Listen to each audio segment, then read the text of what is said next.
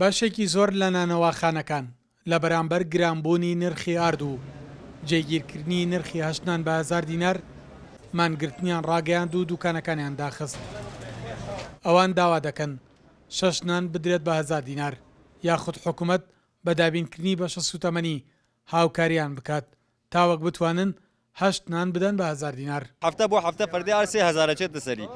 فەردەی ئاردمان کردیەوە بە 22,000 دوو مانگ لەمە پێش. ئێستا حاڵی حاضر چووەتە 37,000 ئەڵێ لە وەجبێت ئازای بێ بە 39,000. ئێمە حیسەگازێکمان هەبوو لە عاشە ئەمەیان بڕی وتیان هەتا ئەو کاتەی کە موچە باشەوێتۆ حیسەکەی ئەوەش دابینەکەین خۆتان نەزانەوە ماوەی دوو مانگە موچە چووەتۆ شوێنی خۆی داوامان کردووە ئێمەش عاشەکەمان وەکو جاری جاران بۆ بەستێتەوە جوابمان نانۆ بۆیە ئێمەش ناچارین نانەکە شەشی بکەین بە 1000.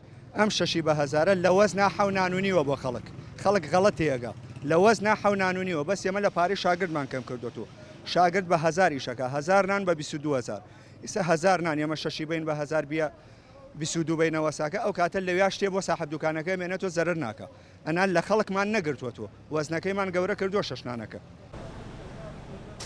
لە ناو بازاڕدا بەشێک لە فڕنی سەمون و نانماشینیەکان بە کراوەیی ماونەتەوە پابندن بەو نرخەی قایمقامێت بۆی داناون.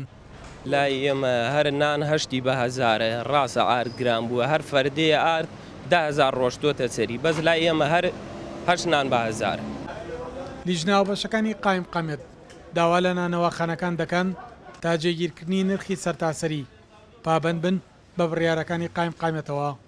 ئێمە هەست بەوە ئەکەین ینی ئەگەین لەوەی کە هەنێشت بڵێن وەکو ئارد وەکو گاز وەکو غاز حتا کری دوکان و شاگرد و هەنێشت بەرز بۆتەوە ینی هەست بەو حاڵەتە ئەەکەین هەزمی شەکەین تی ئەگەین بەڵام قسەکەی ئێمە هەر ئەوەنەیە کە جارێ پەلە نەکەن تا ئەو کاتەی سعرێکی سەرتاسەریدا ئەنرێت وەکو شارەکانی کە دابەزینی بەهای دیناری عراقی لە بەرامبەر دۆلاردا کاریگەری لەسەر نرخی ئاردداناوە ئەمەش بۆتە هۆکارێک نانەواخانەکان نەتوانن وەک پێشتر نان بە هەمان نرخ بفرۆشن بۆیە داوا دەکەن لە بەرامبەر 6 ناندا 1000 دینار وەربگیرێت.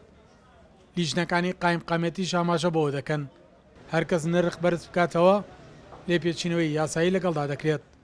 سەلاح جەمیل، کورسات نیوز، هەڵەبجا.